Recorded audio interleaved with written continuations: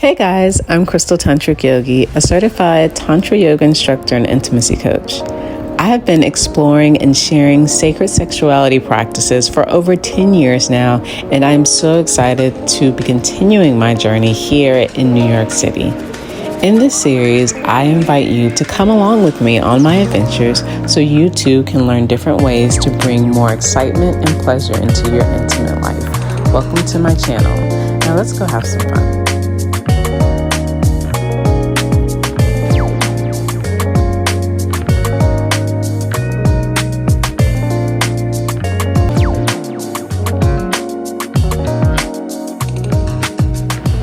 All right, guys, it is Sunday, 12:29 p.m.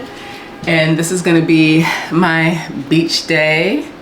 Yeah, I'm really looking forward to it. I've had a couple of beach days, and I bring my fruit, my little chips, snacks, and I have my rosé. I go out to the beach by myself. I get a little tipsy, dip in the water a little bit, relax. It's the best. So I'm doing that again today, but I usually go to the grocery store and everything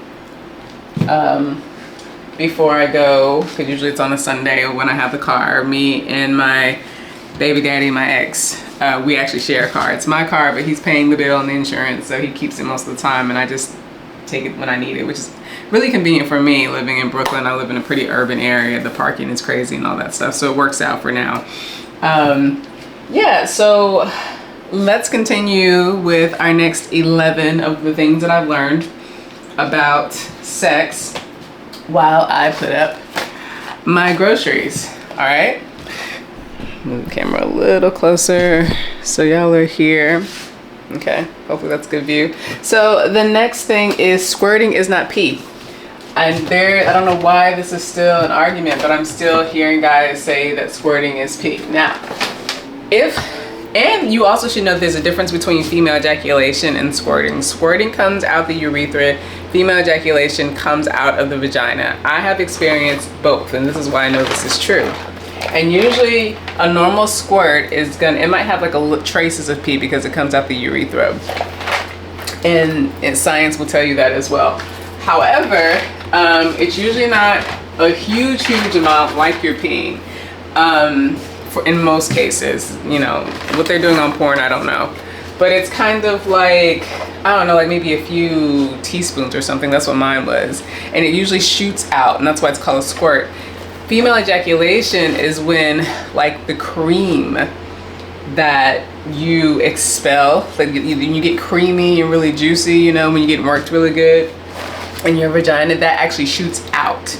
Okay, and I think every woman has the equipment to be able to do it, but there's a few things that usually have to happen before that happens. I'm not going to go into that in this video because this vlog would be super long. But squirting is not pee, and female ejaculation, which would be the second thing that I would say that I've learned, is different than squirting. Okay, the third thing is, it's more important to enjoy sex than it is to perform it. In our society, we get caught up in, like, you know, if we're sexy, if we're appealing, if we're attractive, that's so important to people that they forget to just enjoy sex and have fun. If you're not having fun, your partner's probably gonna feel it, and you're not gonna have fun either. If they don't care whether you're having fun or they can't tell, that means you have a terrible connection and the sex is not that great for you or probably that healthy. So make sure that when you're having sex, concentrate more on having fun than being performative. That's really important. Sex got so much better for me and whoever I was having sex with when I concentrated more on my own pleasure, especially as a woman having sex with a man. Next one, drink lots of water. People will tell you to take these pills. People will tell you to eat pineapples. People will tell you to do all this stuff, but most people don't even drink enough water. I think drinking water, outside of probably any dietary thing that I've done, besides maybe just eating really clean, has made the biggest difference between like how juicy my pussy is, or staying wet during sex, or the way I smell or taste. Like water, because water just cleanses you, it nurtures you. It also helps like balance out. It keeps you in homeostasis because if you get too dehydrated, that stresses out the body. So drinking water is really important to do. It's something I've learned about sex. The next thing is slow sex is better. Now, I know like a lot of times, sometimes in the movies, you might see people like ravage each other. I don't know why I put the peanut butter in here. Ravage each other during sex and they're getting all really excited. And I think that's really fun, but especially for women, slow sex, at least in the beginning, is going to be way more important. Do not rush to get off or have a nut.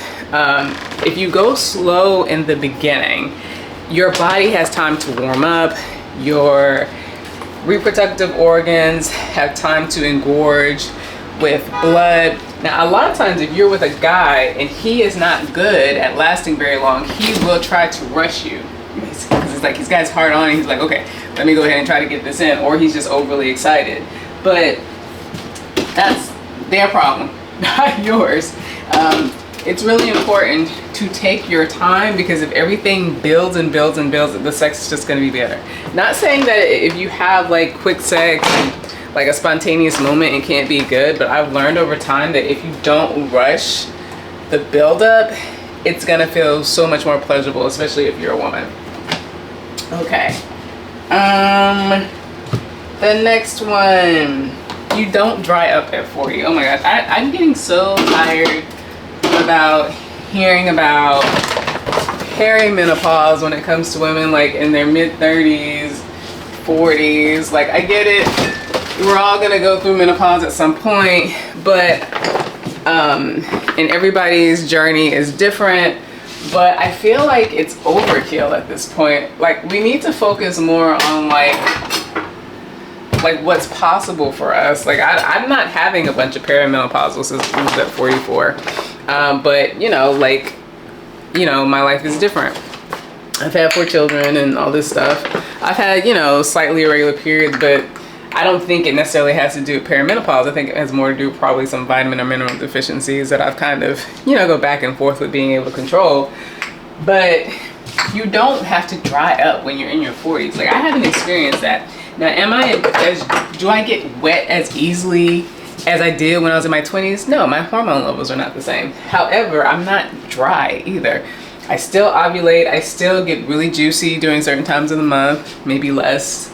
But I've never had an extreme dry spell just because I'm in my 40s. So that's a myth.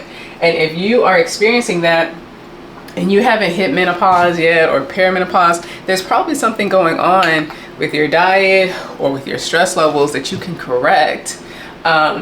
Where it doesn't have to be like that for you, okay? So don't just assume, you know, or you hear this rhetoric about women of a certain age, like when they hit 40, they're super dry. Like, that's not necessarily true, okay?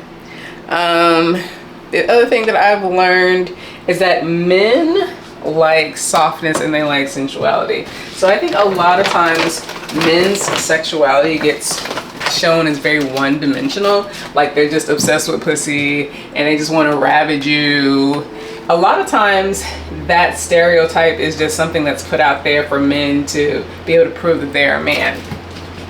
But men like softness, they like sensuality, and if they run from that, it's usually because they're scared of intimacy, which is not usually a good sign of them being a good lover.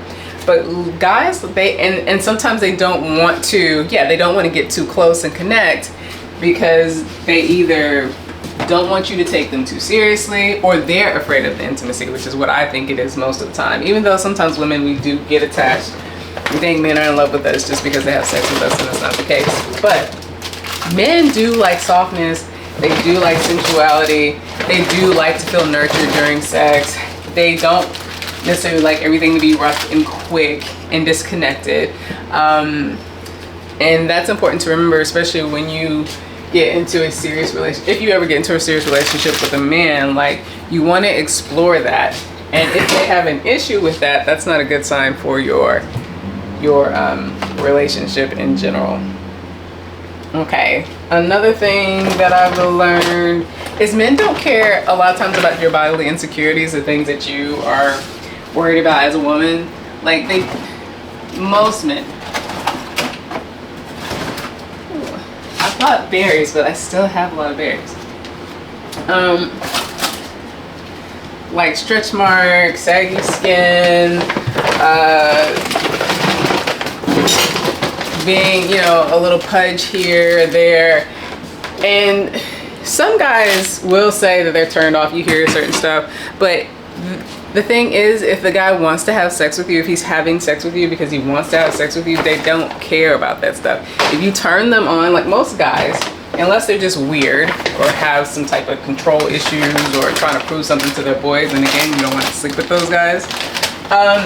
If they have a desire to sleep with you, it's because you make them excited. It's different for guys. Like, they're visually attracted to you if they want to have sex with you.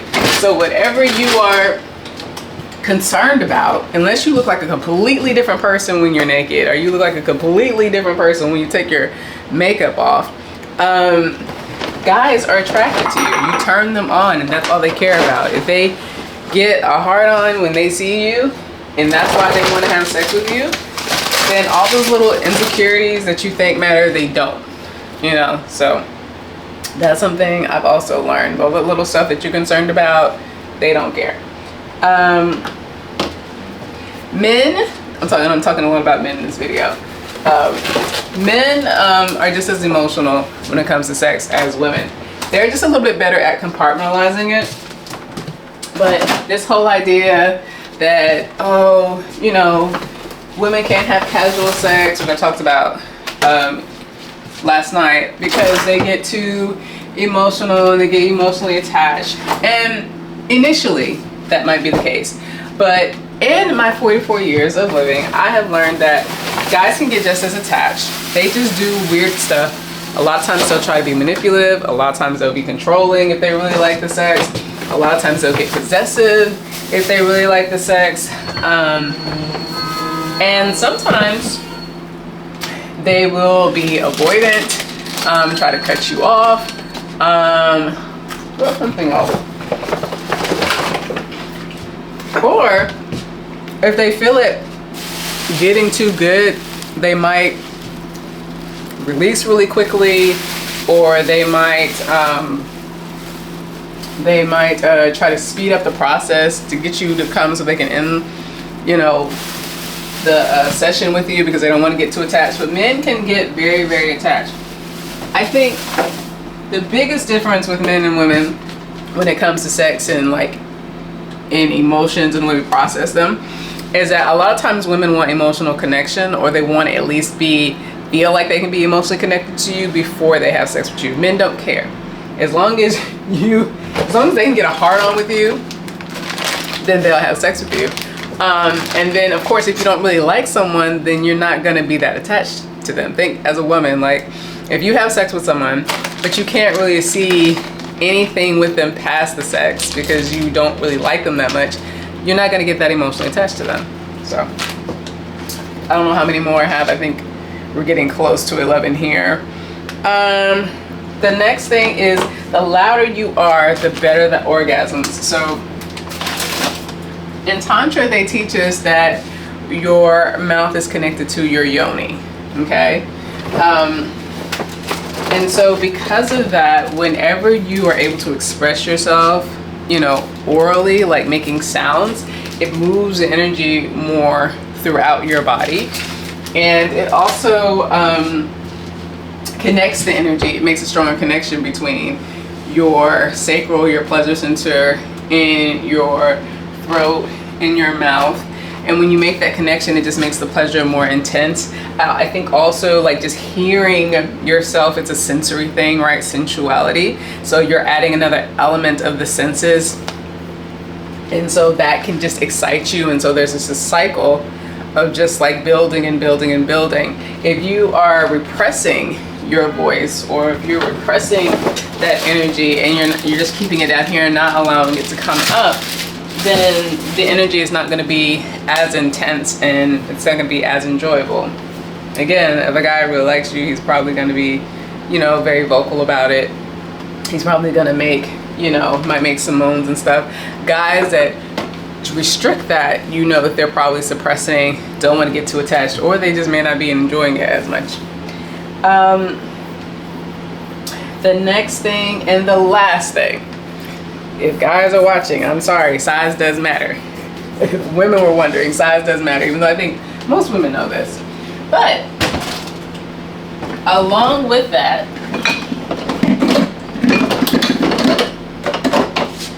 I will say that bigger is not always better. But I think even when guys ask the question, does size matter? It's like, are you just asking for your own ego? If someone was gonna put their penis in your butt, would it matter the size? Yes. You don't want it too big, and you probably wouldn't want it too small. I mean, not that men want that, but what I'm just saying is size matters. Like, you're taking up space.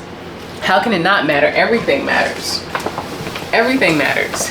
And variety is the spice, as I pull out cucumbers, and variety is the spice of life. So if something is this big, you know, versus something being this big, of course it's going to matter, but it doesn't mean that the sex is going to be better just because somebody is bigger, because one, they might be too big. Two, they may not know what they're doing with it. I have had a situation where I loved the size of this person, but they weren't passionate, they couldn't last very long with me, and it was just, you know, it was, the sex was okay. Then I've had somebody who was smaller, who was very passionate, very just like doing all the things, all the positions, and the sex was 100 times better. And then I've also had someone I've had people who have the size and they know what they're doing, and that's the best. I'm sorry, it just is. Like, when they have, you know, nice girth. I feel like girth is not talked about enough though. Like, a guy that has really good width, like, I feel like, you know, as long as you've got a decent length, and we'll say like that might be like 6 inches, right? But if you got some girth with that, ma'am, putting the pressure on that G-spot, like, that's everything. But knowing angles, knowing how to move your hips, knowing how to connect, knowing different positions, like, you can make up for size in a lot of different ways if you're willing to put in the work to study. So, you know, but size does matter. Okay, I'm pretty sure that was probably 11 things that I've learned. I'm going to continue putting up my groceries. I'm going to get probably a little work done before I get ready to head to the beach. I really wanted to get a workout in today, but I don't think I have time. So I'm just gonna try to eat a little healthier today, and I'll work out tomorrow. And yeah, and I'll take you guys with me to the beach, and we will do our last 11 things that I've learned for the 44 things I've learned in my 44 years of living about sex.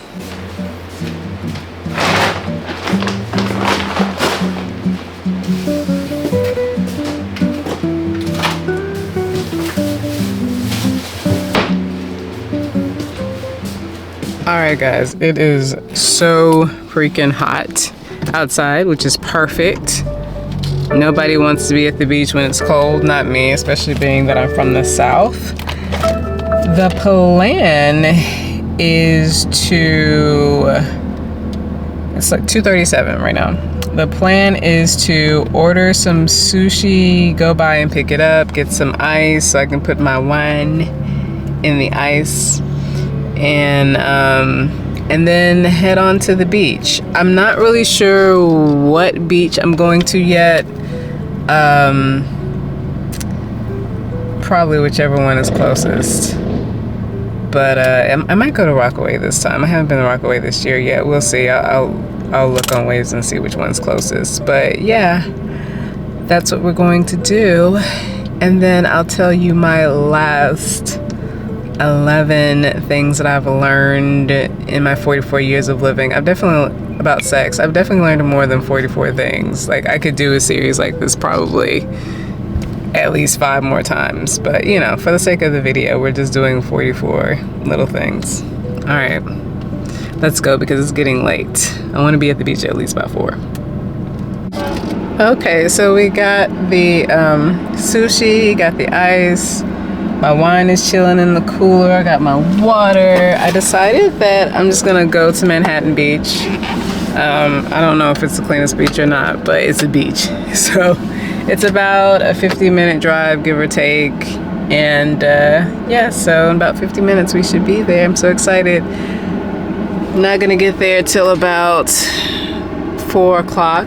I don't know what it is about 4 o'clock, but every time I plan to go to the beach, like, I usually can never get there any earlier than 4 because of just everything I have to do to prepare and what time I get up. I don't know why it's like that. But the good thing about going to the beach around 4 o'clock is that by the time I get there, I have like an hour like of like a lot of just blazing sun. But then after an hour or two, the sun starts to go down and it's just like really, really nice. So it's, I don't need, you know, to be in shade or anything. You know, I can put my tent down and it's really nice. So the only thing about it is, you know, I don't get home till 8 o'clock and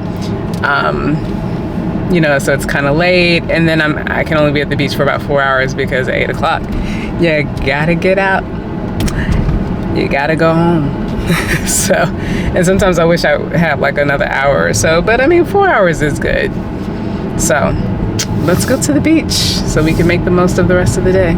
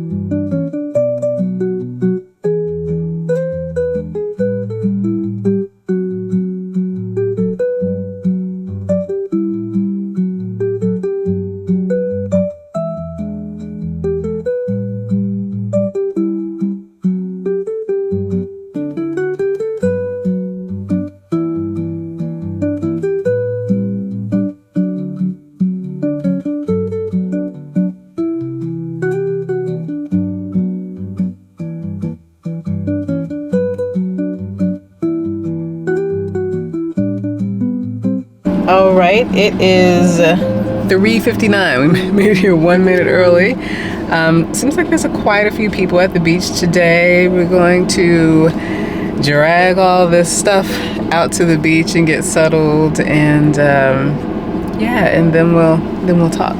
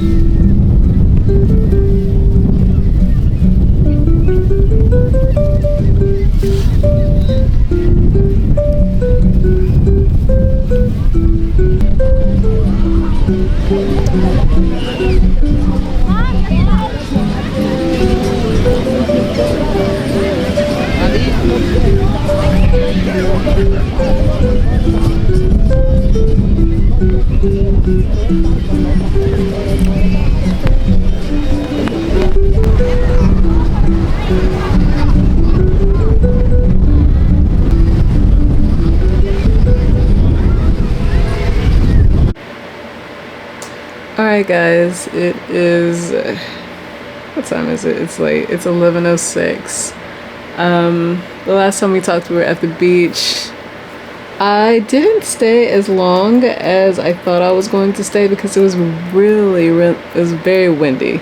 And even though it was like 80 degrees, I think when I got to the beach, it felt like it was more like 70 degrees, like after about an hour of being on the beach. And I don't know, like being at the beach when it's cold, unless I'm like fully dressed, for about 3 hours, give or take. And then I left and picked me up something to eat. I got some nachos and some cheesecake from Mia's Bakery. I decided not to film that because I was like, I need a little break, and I'm feeling even more exhausted right now. I think just because being outside, being in the beach air, it was really relaxing, but it's also exhausting, you know, when you're outside all day. Much needed, but I was like, I'm gonna finish this vlog. I'm gonna give y'all the last 11 things that I wanted to share to conclude the 44 things that I've learned in my 44 years of living about sex and how appropriate for me to be in the bed, right? So the next thing is a whole face isn't necessary, but it is healthy to explore. So I've heard people say, like, don't skip your hoe phase because it'll haunt you later in your marriage and all this stuff. And I do think there's some truth to that. When I got married, I was in my early 20s and I really hadn't explored much. And it didn't really hit me until, like, I don't know, I was probably like 30 or so, maybe 28, 29, 30, where I was like, I realized that I didn't know much about like what actually pleased me.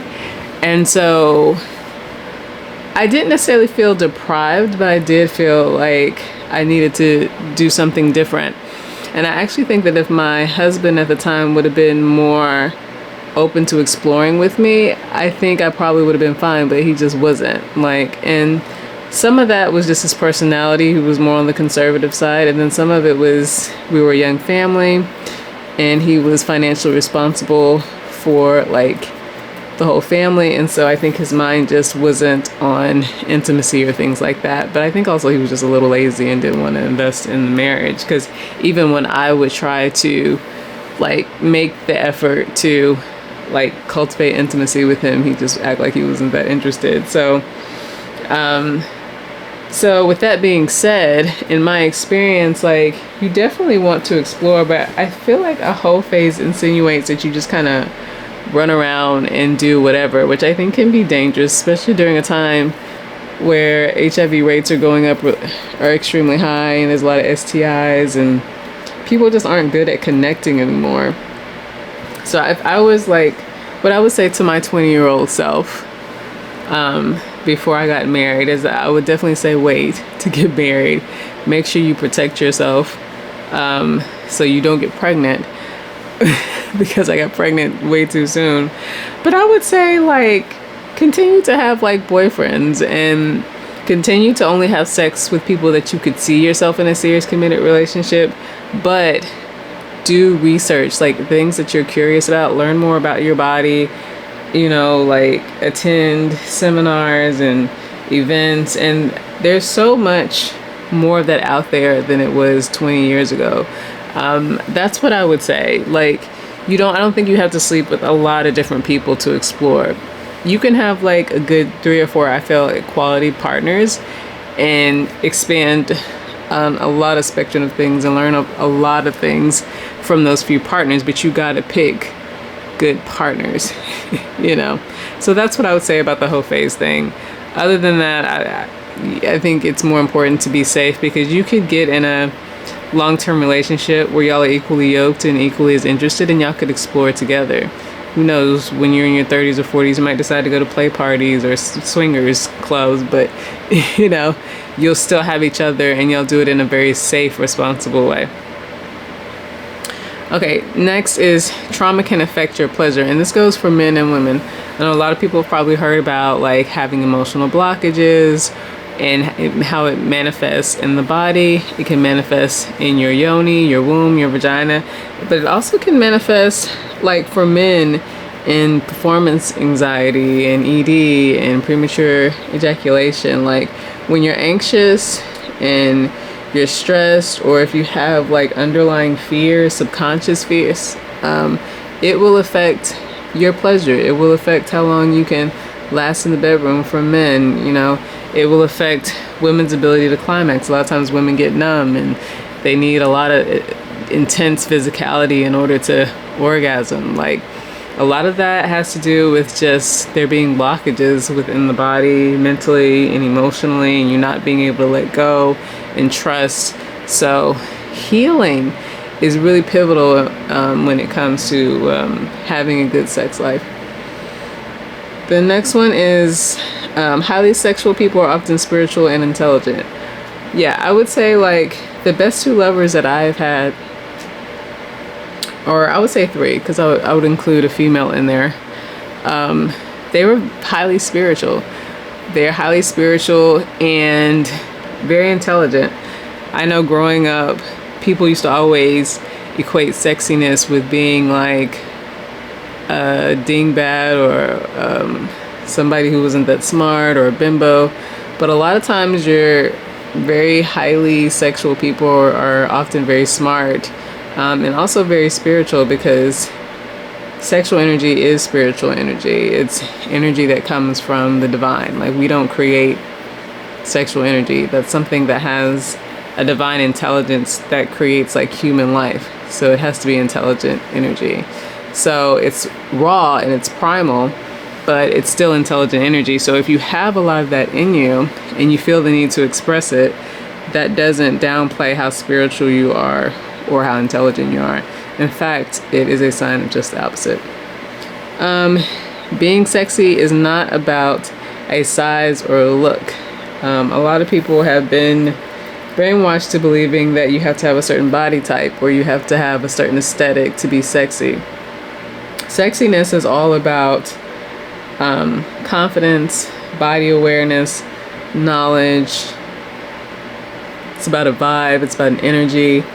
Some people just exude that, and it has nothing to do with like aesthetically how you look. Now, I will say that if you don't take care of yourself, but to me that goes with body confidence and body awareness. If you don't take care of yourself, if you're super stiff and you don't have any kind of agility or flexibility, you don't have any type of rhythm, because you just don't exercise the right side of your brain much, if you're extremely overweight or weak, that's not going to be sexy. But if you take care of yourself and you're confident and you have body awareness, that's going to be sexy. You don't need to have like a certain body type or a look to be sexy. The best lovers are givers and pleasers. So remember that, men and women. Like, if you want to find a good lover, I have found that you want to find a giver or pleaser, not the person that's like really quick to say the right thing or super suave or cool or dresses the best or even maybe physically comes off the most attractive in society. No, it's those people, it's oftentimes that are quiet, that are calm, the quiet freaks that, would do anything for you. They may not come off a little nerdy or corny. Oftentimes those are the people that are going to be the best in bed, because they're willing to pay attention to your body and explore it and like almost like use the bedroom as like a research experiment. Like, and you're gonna have the best time with those people who are givers and pleasers. Like, that's who you want to be with, not somebody who lures you into the bedroom because they know you like them and then just was quick to get a nut off.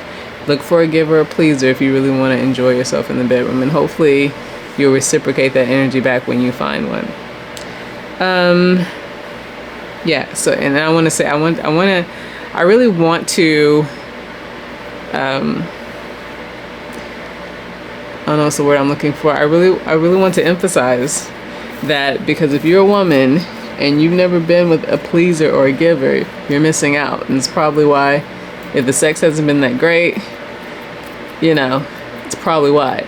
And even if you're with a woman and you've been with a woman, or a man and you've never been with a woman, or another man that's really been a pleaser, you are missing out. Now, I think pleasers and givers should be with each other. Like, it doesn't need to be vice versa, but like, especially if you are a pleaser and a giver.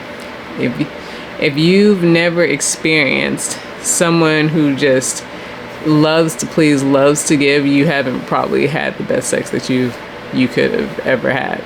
And I think that there are some people that are not givers and pleasers that can be decent in the bedroom, but they're not as good as the givers and the pleasers.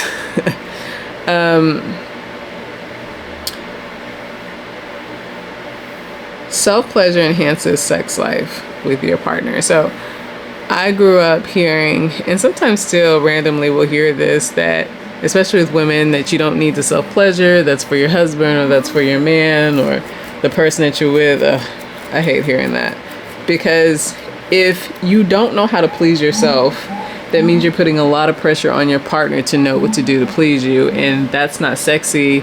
And it's just, I mean, you think about it. I mean, I know as a woman, as a tantrika, as someone who's an intimacy coach and has done yoni massages for women, it's hard. It's very difficult when you have a woman who doesn't really know her body, who's emotionally blocked off, who's very resistant to pleasure, because if they subconsciously don't even want to be pleased or scared, or there's some underlying fears, it's hard to kind of get them to unlock their own pleasure. Like, that's something, your orgasm, your sexual energy comes from you. Like, a lot of people can do a lot of different tricks and stuff, but if you are so locked up, or if you don't know your body, or if you're just very fearful or carry a lot of guilt and shame around pleasure and sex, it's gonna be very hard for someone to like please you. And then the less comfortable you are with your own body, you're definitely not going to be comfortable with somebody else's body, and that's not going to be enjoyable for whoever you're sleeping with either. So self-pleasure kind of helps you start to break down those barriers within yourself, and then also just learn your body and learn what you like so that you can communicate that and feel comfortable communicating that. Like, if you think that, if you're a woman and you think that pussy is nasty, then how can you expect to really enjoy, oral sex that much? Or, you know what I'm saying? Like, it's a little ridiculous. Or be able to enjoy, like, going down on somebody else. Like, it's not likely. Let's see. The more comfortable you are naked, the better your sex life will be. And I'm a big believer in being comfortable in your body. I'm a big believer in doing mirror work. As I've gotten older, even though, I guess my body's about the same. My body changed a lot after I had my first kid. So my body's always, I've had to get used to my body being drastically different after children, and not necessarily in size or shape so much, even though my shape did change, but more like with stretch marks and saggy skin, and my breasts changed, all that stuff. So I had to learn to love my body early on. But the more I have gotten comfortable with like being naked, I've practiced nude yoga, I've done nude photo shoots, I've been nude out in nature, and it has done something just so great for my sex life. Like, the more comfortable I am just walking around naked and just embracing myself in my natural form, the more open I am, like, in the bedroom with my partners. And like, I remember when I was in my 20s, I used to didn't even want to have sex with the lights on, and now that just sounds ridiculous. Like, I want to see stuff, I want to see everything. It doesn't mean that I don't get subconscious, subconscious. It doesn't mean I don't get insecure or get, I don't know what's the word that I'm looking for, but y'all know what I'm looking for. Get insecure, when I'm with a new partner, because I don't know if little things will turn them off, or I don't know. You just never know, right? Get a little nervous about those things, but especially once I'm in a relationship and, I get past that, like, I just I like having sex during the day, blinds open, like, I want to see everything. I want my partner to see everything if that turns them on, and hopefully it does if we're equally yoked. Like, it changes everything. And then the next thing is, connecting in nature. And I was really reminded of this today when I was out on the beach. The more you connect with nature, the more I feel like it makes you more sensual, the better your sex life will be. Like, I was just thinking about like when I was at the beach and like feeling the wind, hearing the sounds of the oceans crashing, feeling the textures of the sand on my feet. When I do get in the water, feeling the rush of the waves and the water hitting my body. Like, all of that's very sensual. And the more sensual activity, the more sensuality you incorporate in your sex life, usually it enhances the pleasure, because you are working with the body and you're exciting the body in a lot of different ways. And so I think of sensuality as things that we feel in our senses, in the physical, but it also translates energetically in a lot of different ways. It's like different ways of frequency moving through our body, and our sexual energy like grows from like attaching to those senses. And so it's just, I don't know, it's just like a mix of the emotional and the physical like coming together and enhancing that. So the more you can get into your senses through nature, the more you get in touch with your primal instincts, and it just really, the more your senses come alive in your body, because your body comes from the earth, and you just, it just, I don't know, it invigorates you, it energizes you in a way I feel like that nothing else can. And of course, the more energized, the more vitality you have, the more, you know, sexually revved up you're gonna be. At least in my experience.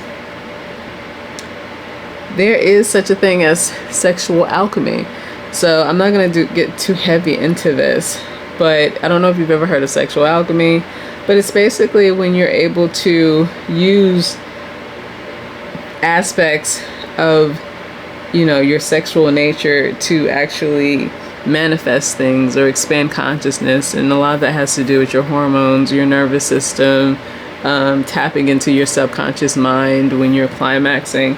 All of that is very real. I know most people probably at least heard about manifesting money and stuff through having, you know, sex. But for me as a tantrika, it's more about releasing inhibitions. Releasing inhibitions leads to conscious expansion. Conscious expansion leads to creating a limitless life, you know. And so, but your body can be very much involved in that as you learn the energetics of that, spiritual anatomy, all of those things. That's why sex is so powerful and can be so transformative, and people get addicted to it and all that. But you can use it in a good way when you learn to mature and harness your energy for good.